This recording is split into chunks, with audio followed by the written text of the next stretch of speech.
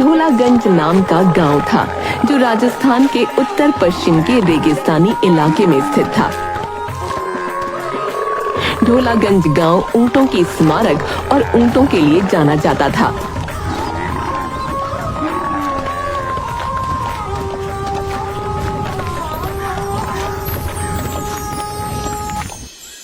एक दिन पत्रकार शिकर ढोलागंज आता है ताकि वो ढोलागंज की कहानी अपने अखबार में छाप सके। वो जैसे ही गांव में प्रवेश करता है उसे वहाँ कई सारे ऊंट दिखते हैं। गांव के थोड़ा अंदर जाते ही उसे एक अभी नाम का व्यक्ति ऊंट के साथ दिखाई देता है। शिखर उसके पास जाकर उससे कहता है, जी सुनिए, मेरा नाम शिखर है। मैं एक पत्रकार हूँ और मैं इस गांव के बारे में लिखना चाहता हूँ। क्या आप मुझे बता सकते हैं कि इस गांव में ऊंटों को इतनी इज्जत और अच्छे से क्यों रखा जाता है? जी, मेरा नाम अभी है।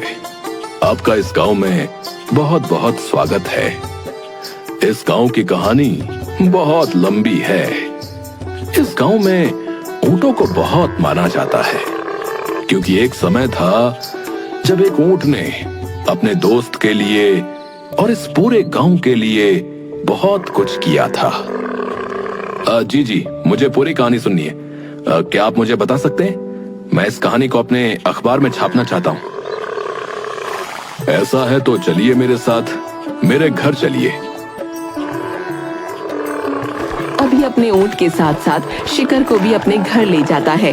अभी और शिखर घर में एक साथ बैठते हैं और अभी शिखर को ढोलागंज की कहानी सुनाने लगता है।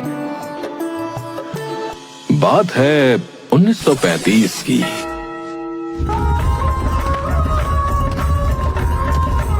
जब ढोलागंज गांव का नाम गणीपुर हुआ करता था। उस समय चंदन नाम का लड़का गांव में अपने पिता के संग बाहर से आए लोगों को ऊंट की सवारी कराया करता था। चंदन और उसके पिता के पास 2 ऊंट थे, एक माँ और एक उसका बेटा जिसका नाम ढोला था। ढोला और चंदन काफी अच्छे दोस्त थे।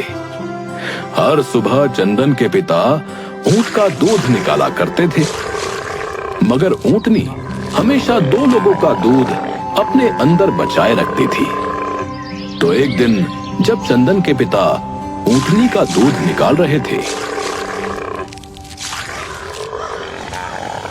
वाह, मैं हर रोज तुम्हारा दूध निकालता हूँ और हर दिन देखता हूँ कि तुम 2 लोगों का दूध अपने अंदर बचाए रखती हो, एक अपने बेटे ढोला के लिए और दूसरा मेरे बेटे चंदन के लिए।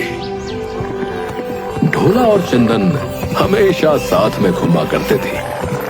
एक दिन चंदन और ढोला गांव के बाजार में घूम रहे थे। तभी चंदन को एक दुकान में बड़ी अच्छी गले की चेन दिखाई दी जिस पर एक अनोखी हीरे जैसी वस्तु लगी हुई थी। अरे वाह, ये तो बड़ी ही खूबसूरत चेन है। ढोला, ये तुम पर बहुत अच्छी लगेगी। मैं अभी तुम्हारे लिए ये खरीदता हूँ। चंदन की एक दोस्त और थी जिसका नाम पूनम था। जब चंदन वो चेन ढोला के लिए खरीद रहा था, उसी वक्त पूनम वहां आ जाती है और चंदन से कहती है, अरे चंदन, ये इतनी महंगी और खूबसूरत चेन तुम किसके लिए खरीद रहे हो? ये चेन तो मैं अपने दोस्त ढोला के लिए खरीद रहा हूँ। मगर ये तो ऊंट है। चंदन, तुम इस पर इतने पैसे क्यों खर्च कर रहे हो? अरे ऊंट है तो क्या हुआ, है तो मेरा दोस्त ही ना। हम दोनों ढोला की माँ का दूध हर दिन पीते हैं। पूनम, तुम मेरे दोस्त ढोला के बारे में कुछ मत बोला करो, ये मेरा सबसे अच्छा दोस्त है। ये कहकर चंदन और ढोला वापस अपने घर की ओर निकलने लगे।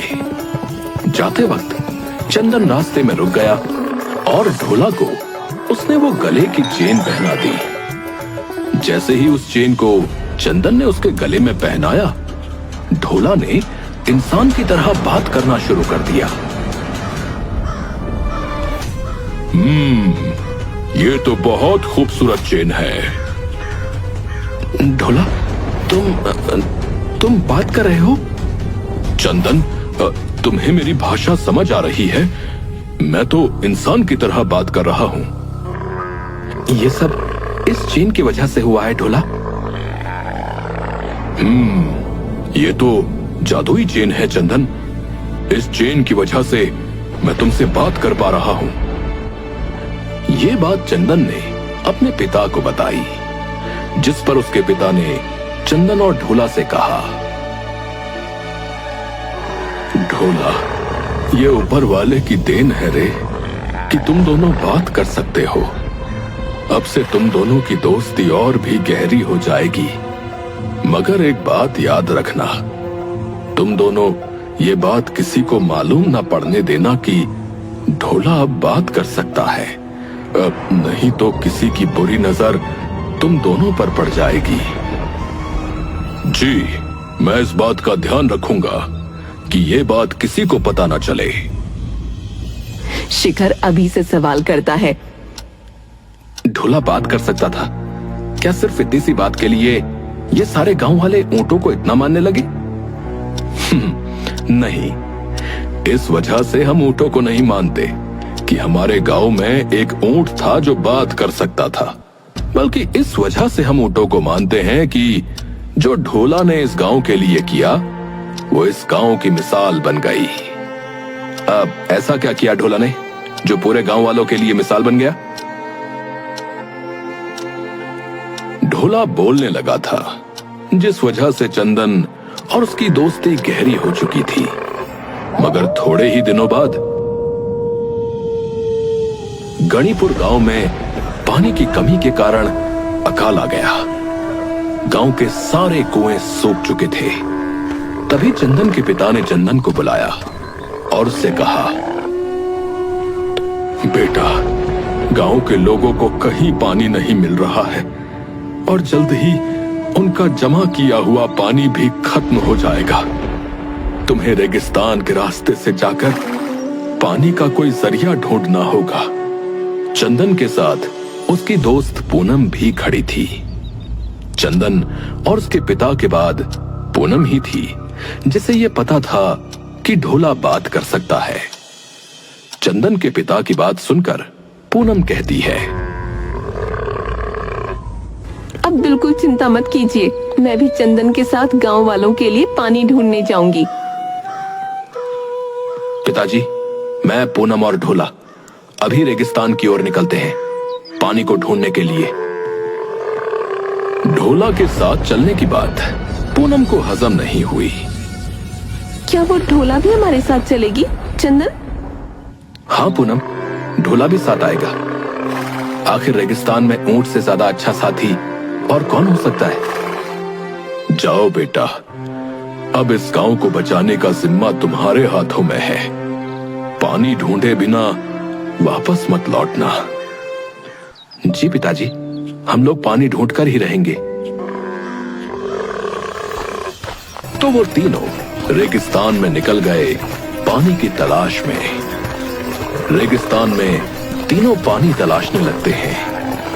हर जगह उन्होंने अपनी आंखें घुमाई कि शायद उन्हें छोटा सा ही सही मगर कोई तालाब मिल जाए जिससे वो गांव वालों की पानी की समस्या खत्म कर सके। मगर एक पूरा दिन बीत गया और उन्हें पानी का एक कतरा तक नहीं मिला, जिससे परेशान होकर पूनम ने चंदन से कहा, चंदन, मुझे नहीं लगता कि रेगिस्तान में हमें कोई पानी मिलेगा। जब हमारे कुएं का पानी ही खत्म हो चुका है तो रेगिस्तान में हमें पानी कहां से मिलेगा? मुझे लगता है हमें और आगे जाना चाहिए।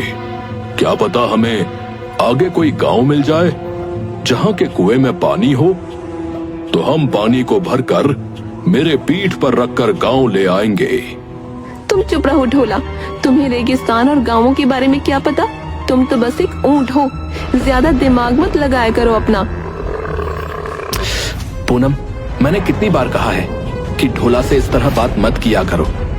वो मेरा दोस्त है और क्या पता शायद हमें आगे जाकर कोई गांव मिल ही जाए।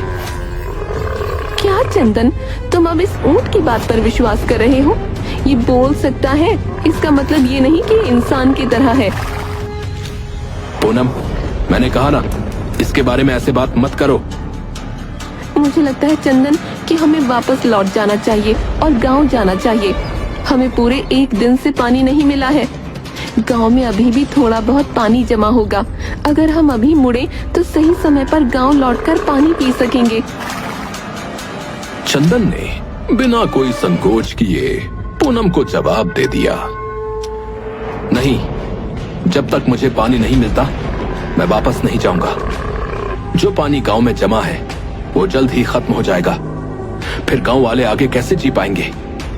मुझे लगता है कि हमें हार नहीं माननी चाहिए। मुझे भी लगता है कि हमें हार नहीं माननी चाहिए। ठीक है, तो तुम सुनो इस ऊंट की। मैं वापस गांव जा रही हूँ। देखती हूँ तुम और तुम्हारा ये ऊंट पानी ढूंढ पाते हैं कि नहीं। पूनम, जो चंदन की बचपन की दोस्त थी, उसे रेगिस्तान के बीच में छोड़कर वापस अपने गांव लौट गई, जिससे चंदन थोड़ा हताश हो गया। चंदन को हताश देख ढोला ने चंदन से कहा, हताश मत हो चंदन, हम जरूर गांव वालों के लिए पानी ढूंढ लेंगे। तुम्हें याद है ना, तुम्हारे पिताजी ने तुमसे क्या कहा था? हाँ, यही कि जब तक पानी न मिले वापस मत लौटना। गांव वालों को बचाने की जिम्मेदारी अब हमारे हाथों में है। चलो ढोला, हम वापस नहीं लौटेंगे जब तक हमें पानी न मिल जाए। दोनों पानी की तलाश में रेगिस्तान में और अंदर जाते रहे और दर बदर पानी को खोजते रहे। रेगिस्तान में आंधी तूफान आए, मगर उनके मन में एक बार भी यह सवाल नहीं आया कि हमें वापस लौट जाना चाहिए। वो गांव वालों के लिए पानी ढूंढने के लिए रेगिस्तान में जाते रहे। जैसे जैसे वे लोग रेगिस्तान के अंदर जा रहे थे, वैसे वैसे चंदन की हालत खराब होती जा रही थी। तभी ढोला को रेगिस्तान में एक छोटा सा तालाब नजर आया। चंदन, देखो देखो, सामने ही तालाब है। ढोला, ढोला, आखिर हमें पानी मिल ही गया। हमें पानी मिल ही गया। अब हम गांव को बचा लेंगे ढोला। ढोला और चंदन उस तालाब की ओर जाने लगे, पर जैसे ही वो तालाब के पास पहुंचे, पानी की कमी के कारण चंदन बेहोश हो गया और नीचे गिर गया। चंदन, चंदन, उठो उठो मेरे दोस्त, अपनी आंखें खोलो। ढोला तालाब के और करीब आया ताकि थोड़ा पानी अपने मुंह में लेकर चंदन पर छिड़क सके, मगर जैसे ही उसने पानी पीने की कोशिश की, वैसे ही पानी के पास एक जादूगरनी प्रकट हो गई और उसने ढोला से कहा, रुक जाओ ऊंट, मैं जादूगरनी हूँ और ये तालाब मेरा है। इसमें मेरी अनुमति के बिना कोई भी पानी नहीं पी सकता है। जादूगरनी जी, मैं ढोला हूँ। मेरा दोस्त चंदन पानी की कमी के कारण बेहोश हो गया है। हम दोनों गांव के लिए पानी की तलाश में इस रेगिस्तान में आए थे। हमारे गांव को पानी की बहुत आवश्यकता है। कृपया इस तालाब का पानी हमारे गांव वालों को इस्तेमाल करने दें। तुम पहले ऊंट हो जिससे मैंने बात करते सुना है। मुझे माफ कर दो ढोला, मगर ये पानी तुम्हारे गांव को मैं नहीं पी सकती हूँ। ये तालाब जादूगरनी से जुड़ा हुआ है।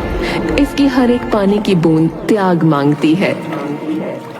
मेरे दोस्त को अगर पानी नहीं मिला तो उसकी जान भी जा सकती है और मेरा प्यारा गांव सूख रहा है।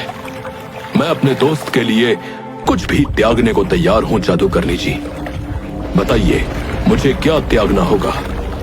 मैं तुम्हारे दोस्त को ठीक कर दूंगी और तुम्हारे पूरे गांव के कुएं पानी से भर दूंगी, इतना कि उन्हें कभी पानी की कमी ना होगी।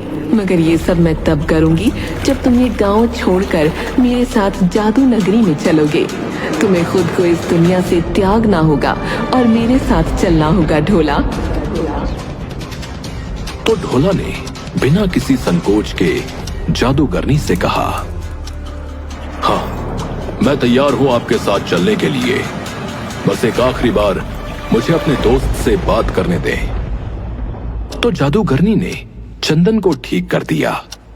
चंदन ने अपनी आंखें खोली और ढोला को अपने पास पाया। ढोला की आंखों में आंसू थे और वो आखिरी बार चंदन से बात कर रहा था। अब सब कुछ ठीक हो गया है दोस्त, वापस गांव लौट जाओ और खूब तरक्की करो। अब गांव में कभी पानी की कमी नहीं होगी। ढोला, ढोला नहीं, कहां जा रहे हो? कहां जा रहे हो? मत जाओ, मत जाओ मुझे छोड़कर। तुम मेरे सबसे अच्छे दोस्त थे। मैं आगे तुमसे कभी नहीं मिलूंगा, मगर अगर फिर मौका मिला तो जरूर तुम्हारे साथ और समय बिताऊंगा। ढोला, ढोला नहीं, ढोला, ढोला नहीं। और इस तरह जादूगरनी ढोला को अपने साथ ले गई। चंदन फूट फूट कर रोता रहा और फिर अपने गांव लौट आया बिना ढोला के।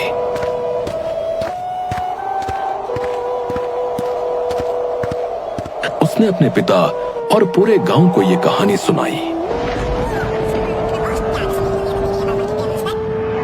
और उस दिन के बाद से सारे कुओं में पानी भर गया और कभी खत्म नहीं हुआ। और इसीलिए ढोला के सम्मान में गांव का नाम बदलकर ढोलागंज रख दिया गया। ढोलागंज की कहानी सुनकर शिखर की आंखों में आंसू आ जाते हैं। ऊंट यहाँ पर दोस्ती का प्रतीक है। ढोला ने हमारे गांव को बचाया था, जिस वजह से इस गांव में ऊंटों को इतना मान दिया जाता है। अरे वाह, ये कहानी मैं जरूर अपने अखबार में छापूंगा ताकि लोग इसे पढ़कर प्रेरणा लें। और आपका बहुत बहुत धन्यवाद ये कहानी सुनाने के लिए। और हाँ, आपने इसे बहुत अच्छे से सुनाया। अच्छे से अच्छे से तो सुनाऊंगा ही ना, क्योंकि ये कहानी मेरे परदादा चंदन जी की जो है।